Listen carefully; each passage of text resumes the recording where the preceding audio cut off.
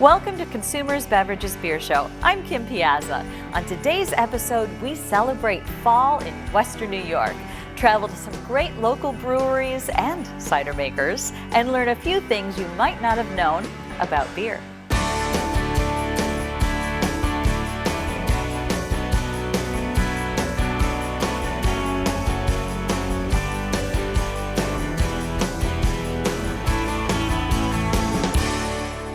Our first stop today takes us down to Erie, Pennsylvania, where Voodoo Brewing Company is quickly becoming a favorite destination for beer, cocktails, and food lovers alike.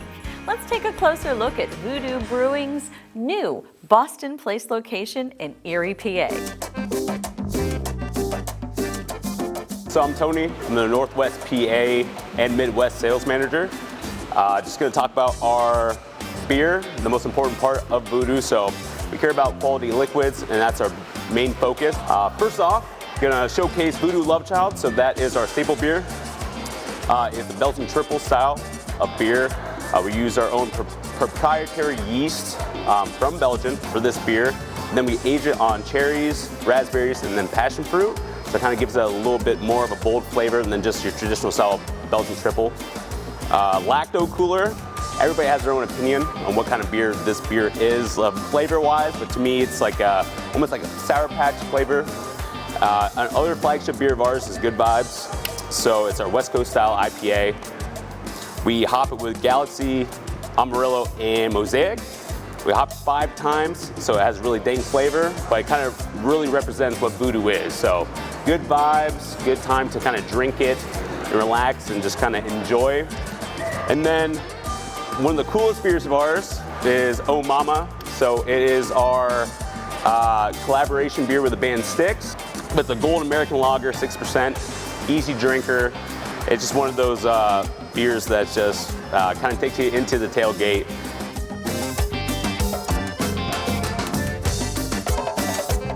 So I'm Kyle Hauser. I'm the general manager here at the Voodoo Erie Pub. All of our cocktails are made with local Pennsylvania spirits. Then we use all natural ingredients for a lot of the stuff. Fresh lime juice. We use amaretti syrups for flavors if any of them have specialty flavors to them. We try to keep everything fresh and local. The mojito, we smack the mint, get all those oils released. We do lime juice with that one, shake that up real good with some rum in there, really get all of that mint and lime flavor mixed together. Top that off with Liquid Death lime to really just up the flavor a little bit more. Throw a sprig of mint on top, serve it up fresh, it's fantastic. The Black Cherry Mule is vodka, lime juice, black cherry syrup, simple syrup. We shake that up, top that off with ginger beer, and then it gets a fresh lime on there. People love it. It's nice, crisp, clean flavors. Really, really nice any time of the year.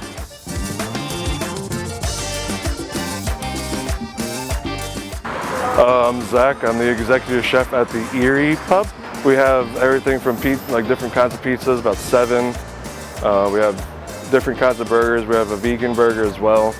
We have a handful of sandwiches, some really good salad options, some dessert items as well.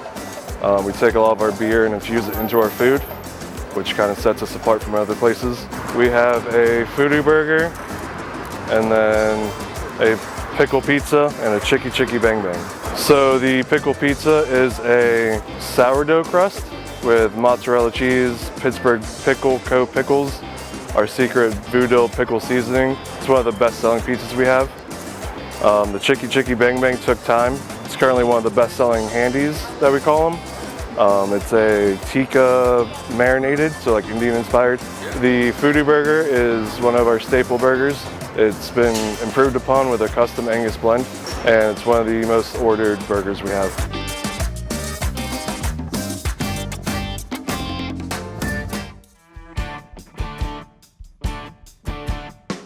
During Prohibition, people were prescribed medical beer, even though there was no such thing. Brewers and physicians made up the term to try to get around the laws. It ended up working, and doctors began prescribing beer in March 1921. It only lasted until November, when Congress changed its mind and banned it again until Prohibition ended in 1933.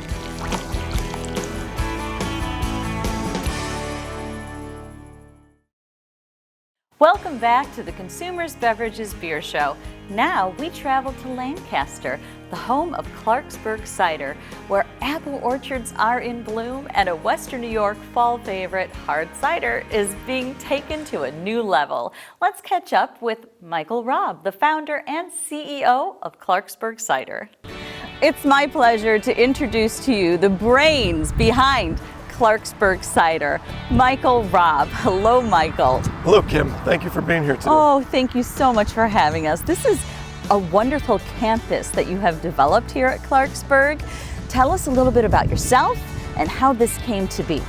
Well, thank you very much. It is, and we have a lot of pride in our campus here at Clarksburg Cider. I have a background in business, and like a lot of Western New Yorkers, I was living elsewhere out west, out of state. And when I relocated home, my wife and I had a daughter, and it was time to come home. And I had sold my businesses in Colorado and was looking for something to do. And my father is an avid gardener and has a farm in Clarksburg, a small hamlet in Eden, New York. And he wanted to do something with that land other than hay the fields. So we decided to plant apple orchards. And we wanted to do something fun with the apples aside from selling them to a grocer. So we came up with the idea of making hard cider. Wow, so this is like deep Western New York roots, which of course makes everything taste better, look better, sound better. It's a better place for family, which of course Michael knew because you brought your kids back here. You have developed something really special here at the tap room. Tell us a little bit about what someone can expect when they walk through those doors. Well, we strive to provide the best guest experience possible. When we decided to do the tap room, we wanted to have a full restaurant because cider is kind of a unique category and it's not as well known as beer and wine. So we thought that the restaurant would help pull people in and educate people that hard cider is not a autumn beverage. It's a year-round craft beverage. And we have a full wine list and a full bar. We incorporate cider in our food. We incorporate cider in our cocktails. We have some fabulous cocktails. And we have a lot of varieties of cider that are seasonal and taproom exclusives, barrel-aged program. And I wanted the taproom to be a family-friendly, fun experience for people. And we're fortunate to have this piece of property out here on the eastern edge of Lancaster. It's very rural. We've planted a small orchard here, which we'll be using the apples from in the future. So I wanted it to be very dog-friendly, family-friendly.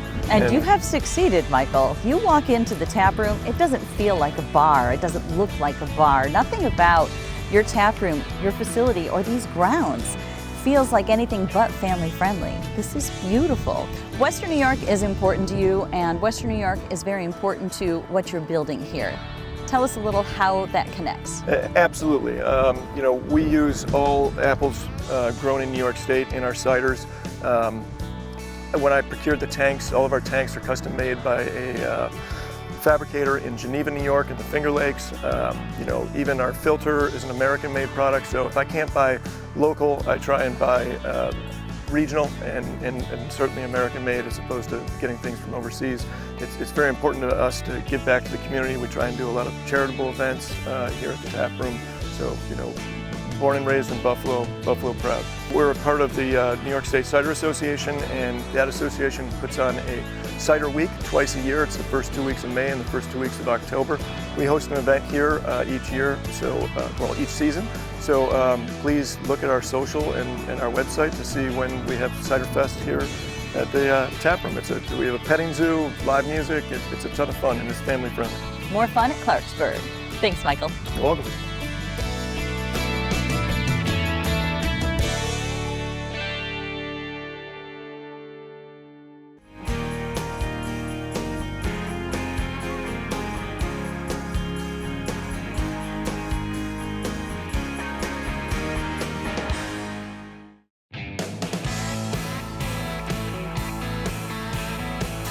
My name is Tom Winter. I'm the head brewer of Brickyard Brewing Company. Our flagship IPA, White Bronco. It's a New England IPA that is our absolute flagship. It's what we're known for. During Bills season, we have a few other beers that kick off that celebrate the Buffalo Bills. We have number 14 and number 17. Those are both IPAs. Other than that, we kind of base ourselves off of White Broncos, and we sprinkle in a couple of other beers that cover the spectrum. Yeah, so upstairs we have a banquet facility you can rent out. It's always packed. People are renting it out a year in advance. It's constantly booked up. But it's a beautiful space up there. There's an upstairs bar you can rent. There's the huge banquet hall. There's a patio that overlooks Center Street. So it's a nice spot to be. Yeah, absolutely. So next door, we're known for our barbecue. That's why they're staple. Nobody else in Lewiston does it. They were the first ones to do it. So, I mean, we're constantly packed on that end. But over here, we have more of a gastro pub type menu. We have wood fire pizzas that are a hit. We're always doing 2-for-1 specials, happy hour specials. So we have a more of a pub menu over here, but the pizzas are usually what is flying off the shelves. So. In 2020, right after COVID hit in May, we had a fire. So the fire absolutely destroyed the building. If you're looking up at the roof right now, it was gone. Like, it was absolutely obliterated. Thank you to all the volunteers that came out and put it out, because it could have been so much worse. I'm pretty sure, like, going back to the War of 1812, it was the biggest fire in Lewiston since the War of 1812. But this place was demolished, and we had all the staff coming in. We had people from around the community coming in, clearing the building, lending a hand. We had people just rallying around Brickyard to support us. So our brew house, our 7-barrel brew house, which was originally located over there, we ended up scrapping and we expanded to a 15-barrel steam brew house. That's what we have out back, and that's what we're planning on expanding off of, with more 15-barrel tanks and lagering tanks. So the reason we're getting lagering tanks is because we take pride in our lagers and we take time with our lagers. It's a process, it's a extended maturation process. We brew traditionally and we're just platforming off of that. We go to a bunch of different events. You'll see us out doing sampling, you'll see us out. We have Hops and Harvest here in Lewiston. That's a big beer event. It's like our Oktoberfest. They close down Center Street. Tying in events and history, it is my favorite event that we do here is 1812 night. So we're tying in history with Old Fort Niagara down the road, their interpretive staff, and then we're having an immersive tavern night. So it's like you're stepping back in time. We do it every March. We have cask ales, we brew beer and bottle beer specifically for the occasion, historical styles. We have the interpretive staff come down in their War of 1812 kits. We have Jordan Smith, who's a native interpreter over there, perform traditional indigenous American songs, storytelling. It's a great night. This whole place is lit up by candles. Like, it's dark, it's great. Like, you don't see phone lights, it's just people talking to people, and you're immersed in history. We have started to package product more. With that, we are selling more beer, obviously. So it's going out to consumers. All the beers are a hit. We're having fun with it. And we're adding more cooperage. So we're getting more 15-barrel tanks. We're getting lagering tanks. We're just filling our brew house to the brim with more space because it's nonstop. So if you follow us on social media, Facebook, Instagram, and Twitter, that's where you're going to find all of our events. We make event pages. We promote everything we're doing, I would say mainly on Instagram. And if you keep tabs with it there, you'll follow with our releases, our events, and what's going on in the brew house.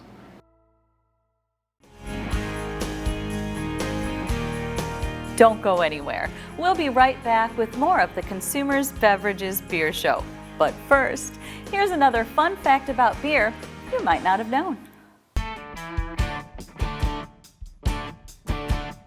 Home brewing was legalized in the U.S. by President Carter on October 14, 1978, and is considered to be a cornerstone of the American craft beer industry. Many home brewers went on to start their own microbreweries and even million-dollar companies, except in Alabama and Mississippi, where home brewing wasn't legalized until 2013.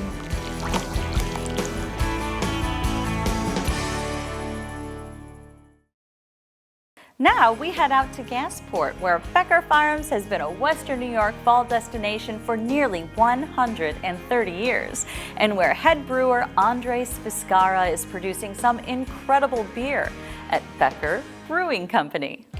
I'm lucky enough to sit down with Andres Viscara at Becker Farms. Hello, Andres. Hello. And it just so happens that this gentleman is fifth generation family here at Becker Farms. So tell us a little bit about Becker Farms being in your family for so long. Yeah, I literally live here. I tell people that come visit, you know, that this is my home, and it has been my entire life. When you come to Becker Farms, you feel that this is a place that's so cared for and so loved, and there are so many aspects of Becker Farms. And today we're going to talk about the brewing. That's right. I have a nice selection here, a flight of just a cross section, just a little taste of all of the things we have to offer that are pretty unique to what we do here on the farm. And the things you have to offer include beer, cider, and wine. That's and right. all of those things are brewed right here on the spot. Yes. At Becker Farms. If not also grown here. So did you mention that behind us are hops? Yes, that whole wall there. A wall of hops. A wall of hops, yes. So let's talk a little bit about the brewing. And the brewing happens right here on site. That's and right. You're using you know, what you grow here on the farm. So talk to us about what happens out back where I can see right through there. I see those tanks. Yep. Talk to us about what happens in there. We have a 10-barrel brew house, which means we brew about 320 gallons at a time with 20-barrel fermenters. So we can do 2 full brews in a day. That gives us about over 600 gallons of beer at a time. And in terms of our ingredients, if we can't grow it here, we do source it locally. We work mainly with a place in Batavia called New York Craft Malt, and we source 99.9% of all of our malts from there. Keeping it local. Absolutely, absolutely. A lot of times you're gonna find me and I have another fermentation specialist, a craft beverage specialist who works with me, and a lot of the times we're talking about what we're gonna do. And our main goal for everything, and it's a lot of bouncing ideas around, but it all comes back to what's just gonna taste the best. Yeah. Absolutely. So you're kind of open to what's new and what's gonna work and maybe what's a little offbeat. Absolutely, but whatever is gonna pique our interest and whatever we taste that is gonna make us wanna continue to taste. We know we have something good when we take a sip and we put it down and we keep going back. We've had conversations where it's like, yeah, I don't know if I like this. And then you drink it again. And then we don't know. And then next thing you know, the glass is gone. And we're like, actually, I loved it. I couldn't stop drinking it. So basically, Becker Farms, you've set up an environment that's just a lot of fun. It's a lot of fun for young families. It's a lot of fun for folks of drinking age. It's a lot of fun for parties, and incorporating all of these interesting flavors into the cider and into the beer, and then of course the grapes that you grow on the farm to create your own wine. Becker Farms is the only place on earth that you can find these places. You're gonna have to come out and visit. Thank you so much for sitting down with us My and for giving us the opportunity to see this wonderful outdoor space with the heaters and the hops on the wall, and for sharing your pizza bites with us. My pleasure. Becker Farms, it's a place to be for fall, for October. Thanks, Andres. Very welcome. Where can I find all of these great drinks we've just seen? At Consumers Beverages Buffalo's Beer Store. Here's President and CEO Neil Cavanaugh to tell us a little more about Consumers past, present, and future in Western New York. So my dad started Consumers Beverages in 1948 with 3 other gentlemen, and their objective was to home deliver beer and soda pop to the residents of Erie County. The other gentleman that he started the business with left the business within a few years of its inception. However, my dad kept the business going and grew from 15 truck routes up to 50 truck routes by about 1966, at which time he started opening retail stores as the community in Western New York grew and people's desire to buy beer on their way home from work grew, he was able to open more stores. Our first store opened in 1966 on South Park Avenue in South Buffalo, and we've now grown to 18 locations over Erie and Niagara County.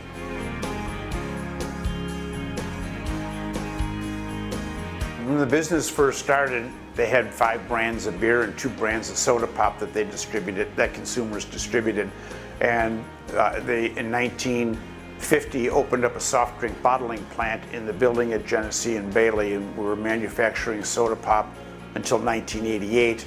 We had 17 different flavors of regular, 5 different flavors of diet in 10-ounce bottles and 32-ounce bottles, but as 2 liters prevailed in the market, and we sold the property where the bottling plant was housed, we focused more on the beer end of things. And when the company started, as I said, there were 5 brands of beer. Today we have nearly 3,000 different brands of beer in stock at each of our stores, all available ice cold.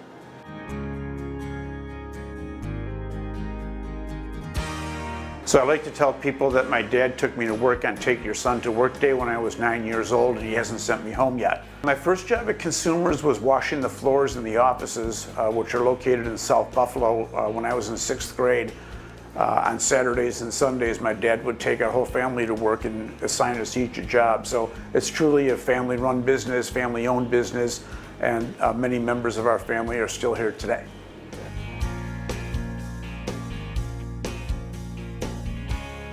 We've been able to grow the business in Western New York because of our loyal and dedicated staff members. We have multiple staff members who have been on staff for 20, 30, up to 50 years. We have many retirees in the community, but without our loyal and dedicated staff members, we would not have been able to serve the patrons in Western New York that are interested in having cold, fresh beer, especially local beers, at their convenience at any one of the 18 consumer beverage locations.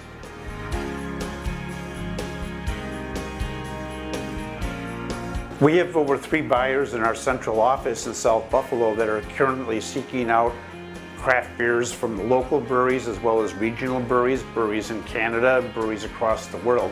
We also have a network of distributors that bring us the products and the items that we currently have in stock. And there's been quite an influx of new items lately, including lemonades and teas and ready-to-drinks. And we search the world and we search the globe to find the items that our customers are looking for. The local breweries in Western New York put out unbelievable products. We have over 20 Western New York breweries that we feature in store. Each one of the breweries brings their own specialty items to the table, and it's one-stop shopping for people interested in local beers.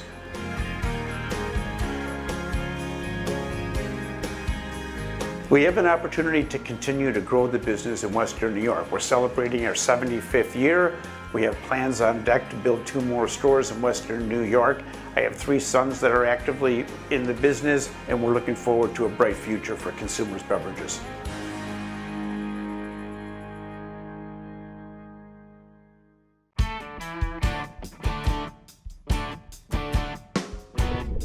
Did you know that beer, among its other health benefits, can actually help prevent kidney stones? A recent study that was published in the American Journal of Epidemiology estimated that 1 bottle of beer every day can help reduce the risk of kidney stones by 40%. Cheers to your health.